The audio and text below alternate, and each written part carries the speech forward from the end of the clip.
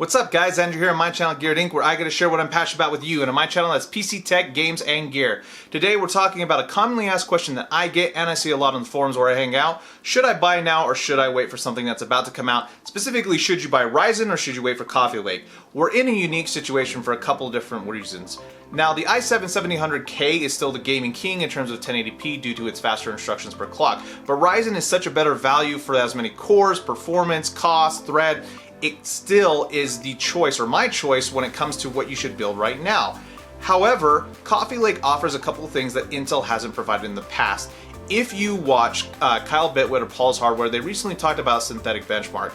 Both of those guys are awesome, by the way. They're a big reason why I started my channel. I don't get anything for saying they're awesome. I just think they are. You should subscribe to both of them.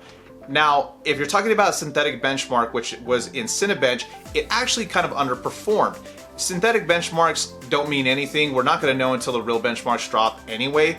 But it's interesting in that, you know, Intel always says that there's going to be a performance jump, and usually there is, but it's usually not as significant as they say it's going to be.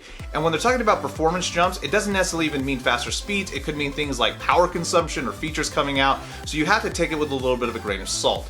Now, Coffee Lake, however, has something that Intel hasn't provided, and that's more cores. Thank you AMD for finally forcing them to do this. It has been so long that we've been on a 4-core, consumer system, and it's fine because it's worked for what most people use it for, which is gaming and light productivity. But the fact that we're finally seeing more cores, whether that was planned in the before Ryzen ever released, or whether that was now something they added, it's great either way. However, Coffee Lake has a couple of things that we do need to think about. First off, i7 6-core 12 threads, i5 6-core 6 threads, and an i3 with 4 cores, and overclockable SKUs which in each range. Now, the more cores you add, the harder it's to overclock, and if the instructions per clock on Coffee Lake are at the same level as the i7-7000K or a little bit better, that's something also we have to take into consideration as well.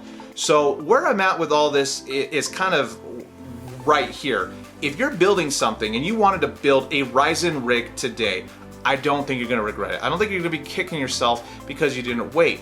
Ryzen is still a great value, and I don't think Coffee Lake is going to blow it out of the water by any means. It's probably going to be faster in terms of instruction per clock.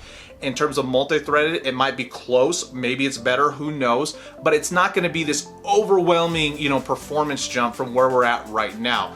However, if you're building an i7-7000K for gaming, I would wait. And the reason being is that you're probably going to be able to get similar, if not better performance for around the same cost with more cores and more threads. And that is a great value. So if you're sitting on the fence and you want to build Ryzen, just go build it. You're not going to regret it. But if you're building Intel and you kind of are like, oh, I was going to do an i7-7000K, wait a month or two, wait a couple weeks, whatever the drop date is, because I think that the value is there for those who are willing to wait to build a rig on the Intel side of things due to just what you're going to be able to get. So guys, I hope my point of view was helpful for those who watched the video. If it was, leave me a thumbs up. If it wasn't, leave me a thumbs down. I'm sorry for the infrequency of my videos getting released right now. I would typically try to put out 2 to 3 a week, but like I said in one of my last videos, or my very last video, I just had a little baby boy. So I have no sleep, and I'm trying to make sure to stay consistent, and I promise that I will. We hope to see you next time here on Gearedinc.